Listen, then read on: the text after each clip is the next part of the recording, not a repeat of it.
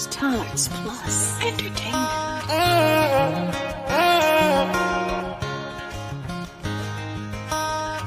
Champion. Elaine Thompson-Herah goes in lane 6 of this second semi-final. She will be fully aware that Shericka Jackson has just scorched her way to a 21.67. And this is equally loaded. Big names are going to miss out here. Mmechi Ngwatcha, African Junior bronze medalist in 2019. She's on the outside. PB this season might need another. Victoria Rosa, 3 times a South American champion, 26 years of age. She will have to go out very, very hard because behind her is the Olympic champion, the second fastest woman in history over the 200 metres, and a big crowd pleaser. Finally got herself a world championship medal over the 100, but it was bronze and she's used to gold. Beatrice Masalingi, world junior silver medalist last year over the 1 and the 200 metres. Still a teenager and very, very fast. She will fancy she can get out and stay out ahead of the defending champion Dina Asher-Smith. 4th in the 100, but ran 10.83. It's been a slow-ish season by her own high standards, but that time in the 1 tells you she's peaking at the right time for the 2. Tamara Clark, she won heat 4 to come through. 22.27. She's the fourth fastest in the world this year. 21.92, her best time. Gabay, PB in May, and just a 1/10 of a second slower than that, making it through the heats. And Odiong of Bahrain, the Asian champion over the 1 and the 2, swaps from lane 8 for the heats to lane 1 for the semis. And she looks like she's ready to fire, doesn't she? She does. She gave us the dance yesterday and got through, and she gave us another one. Odiong, Bahrain in 1, Gabay, Cote d'Ivoire in 2, Clark, USA in 3, Asher-Smith, the defending champion, 4, Masalingi, Namibia in 5, Thompson-Herah, the Olympic champion in 6, Rosa, Brazil 7, Ngwatcha, Nigeria on the outside in lane 8. Another truly staggering lineup, and only 2 of these women guaranteed a place in the final. Jackson ran 21.67 in the first. Who's taking the honours here in the second, and how fast will it be? Well, there's no room for tactics here because the lineup is just too good. Thompson-Herah out in 6 has gone out well, and so too Dina Asher-Smith. But it's the Olympic champion who has the edge over the defending champion. Thompson-Herah with a very composed piece of running here, but Dina Asher-Smith is coming. Thompson-Herah just needs to make sure. Ooh, now Thompson-Herah might have finished 3rd there because the American Tamara Clark came through. Asher-Smith is very close on the line with Thompson-Herah. Now I think it was a case of the Olympic champion easing up and perhaps not realising that the American was coming through on the inside. 21.95 for Clark. I think Asher-Smith managed to outdip Thompson-Herah, which means the Olympic champion will have to see if she goes through as a non-automatic qualifier. And it is coming up at the moment. Asher-Smith, 100th of a second ahead of Thompson-Herah. 21.97 for the Olympic champion, which does put her in a non-automatic spot. But she would have expected to make sure. Was she tired, or did she miscalculate the American coming through on the inside because she thought it was going to be her and Asher-Smith? I think she miscounted, but like we talked about, when you get here, Tamara Clark is a young athlete. She has nothing to lose and everything to gain, and you have to be willing to basically pull every muscle in your body to get to that next point. And if you get there or you don't get there, you will get a PR, and that's what she's doing. You got to do that every single time, and you have to run to the round. You can't count out anyone in a race of a caliber like this. So at the moment, Thompson-Herah, she came around the bend and she looked comfortable, but now all of a sudden it gets a little bit tight and she has to start driving for the line. And it shows you even the best. And she's a 4-time individual Olympic champion, but even athletes of her caliber, if you get it ever so slightly wrong in a race of this quality, right, you could end up jeopardising your place in the final. I mean, if you think about it, if you saw what Tamara Clark did yesterday, she ran an exceptional race yesterday. So maybe you would think, oh, we kind of talked about that. Did she go all out and did she run and did she, shoot her wad, so to speak? And people would think that. But these coaches are training these athletes to do what they're supposed to do. You do more than that in practice. 5 minutes, you come back. So she's able to do that. And again, it underlines the quality of global women's sprinting at the moment.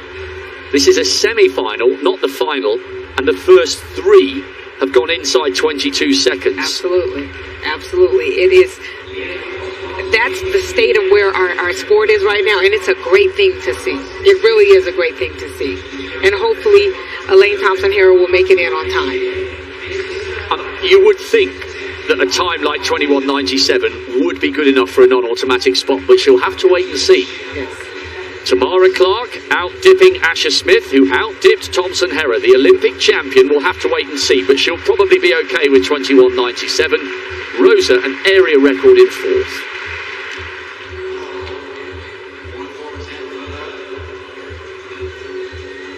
So Thompson-Herah is 3rd up from the bottom, so 36.10. So she hits peak form, or peak speed rather, at about sort of 30 metres or so. Now watch Clark, 3rd from the top, who came through to take it. Yep.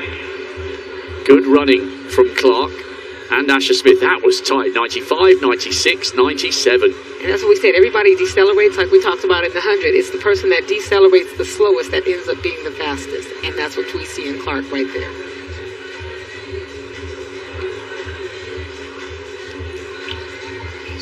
Shelly-Ann Fraser-Pryce on the track. The new tune from Beyonce booming on the PA system. Both iconic figures for different reasons.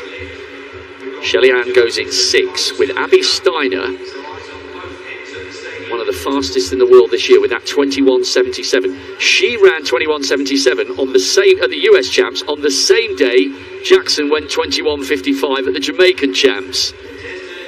I'll go 77, and Jackson goes, yeah, okay, I'm going to let you sit on top of the world leaderboard for about 2.5 hours. I'm taking that back. Yeah, that's what I'm saying. This is gearing up to a great final. Noah Lyles, top off in the sunshine, getting himself ready. He goes in lane 5 of heat 2, and he's got Bednarek, the Olympic silver medalist in his semi-final, and the world indoor champion over 400 metres, Jareen Richards, in lane 3. But as far as the women's 200 is concerned, you can make a case for saying this is about as high quality a lineup for 3 semi-finals as our sport has ever seen. I would agree. Would you agree? I would say that because, I mean, like you said, you've got 3 and 4 deep in every single. They're only taking 2. Somebody's going to be left out who could have been there. Fred Curley said, "My business is not finished after winning the 100 metres." He goes in lane 6 of heat 1. He's got a Gando for company, the Dominican Republic athlete who's riding high after that brilliant mixed relay gold, and Fanbula of Liberia in lane 4.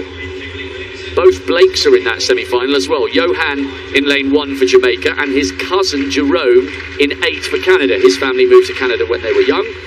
So the 2 relatives in the same semi-final, representing different nations, one on the inside, one on the outside.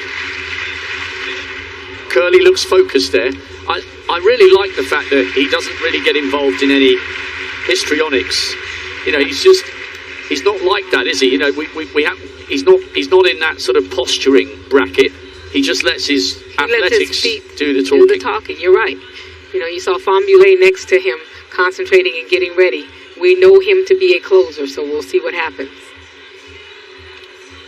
Great action still to come. Fraser-Pryce in the 3rd semi of the 2. We've got giant men about to go for it in the discus. Could be a brilliant duel between Che of Slovenia and Stahl, the Olympic champion from Sweden. We've got a brilliant women's high jump competition unfolding. Then we've got the men's 200 semis, and we've got 2 blue ribbon events to round off the programme. The men's 15, followed by the men's 4 hurdles with Varholm, Benjamin and Dos Santos, the gold, silver and bronze medalists from last year.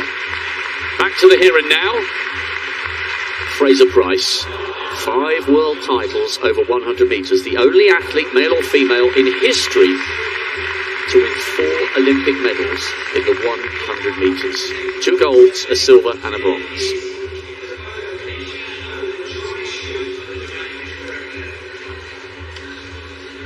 Beyonce still booming on the PA, but I'm sure they'll turn it down as these women prepare to concentrate.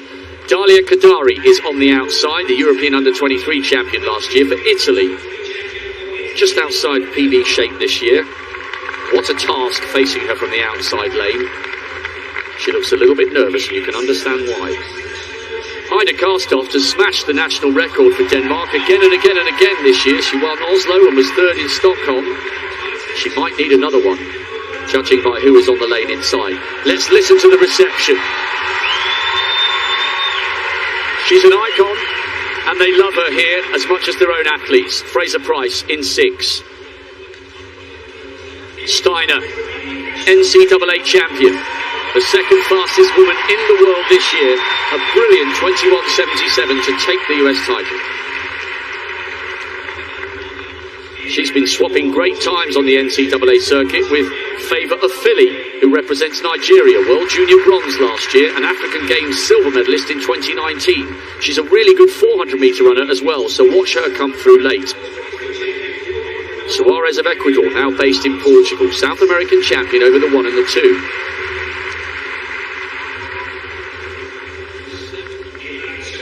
Vesely of Germany goes second from the inside. Twice a national champion, she came through Heat 1 yesterday.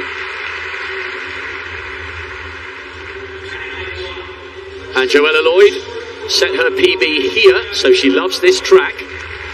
Studies at the University of Tennessee. Representing Antigua and Barbuda, she came through just inside 23 seconds yesterday. So Lloyd, Antigua in 1, Vesely, Germany 2, Suarez, Ecuador 3, Ofili, Nigeria 4, Steiner, USA 5, Fraser Price, Jamaica in 6, Karstoff, Denmark 7, Kadari, Italy on the outside in 8. Watch for Shelly-Ann Fraser-Price to start quickly, 3rd from the left-hand side. She's on the left of your picture there with Steiner on the right, one of this year's outstanding performers. Are they the two coming through automatically for the final? Fraser-Price has been working on her starts this season, not that she needed to, and there's the evidence. She goes sweeping past Karstoft. She's clear here and she's left Steiner and the rest for dust. Fraser-Price has already got a gap of some 5 or 6 metres. The crowd are roaring. The Jamaican now beginning to ease up. Steiner's having to work hard for second place ahead of Ofili. 21.83. It's not the 21.67 that we saw from Jackson in the first, but in its own way, that was equally as impressive. Her start is unrivaled. Unrivaled. Steiner has had a brilliant season, and she was left for dead at the beginning of that race. Your goal in the 200 is to eat up the stagger as soon as possible, and I would say by step 3, she was gone. She was gone. That's what it's about. Rounded down to 21.82. Steiner 22.15. Ofili, who's had a great season, the Nigerian, she will miss out because that second heat was so quick. Thompson Hera with 21.97 will go through. So the Olympic champion will make it. You take a look at her. That was step 2. She was already gone. She was doing actually, she's eating up the stagger on both of them that are on the outside of her. And now when she comes off the curve, she knows she's in great position and she can start to slow it down a little bit, but still being mindful of where she is and who might come up on her at the end. Thompson Hera will be joined by Kambunji in the final. I know that will bring you great joy because you love watching Kambunji. I do. Rewarded with a national record, 22.05 is good enough. So Kambunji, the world indoor champion, makes it into the final, and so does the Olympic champion, Elaine Thompson Hera. But the final's going to be fascinating because I think Jackson can run a breathtaking Feel the Pressure if Fraser Price gets out in the final as she did there in the semi. And she's going to get out. Everybody's going to get out. That's the whole goal. I mean, we don't know what lanes they're going to have yet, but that will tell a story too. They're going to have to get out and have the best starts of all of their lives, and then, like you said, respond to the pressure that they're going to feel. the world record could be on. Stars Plus Entertainment.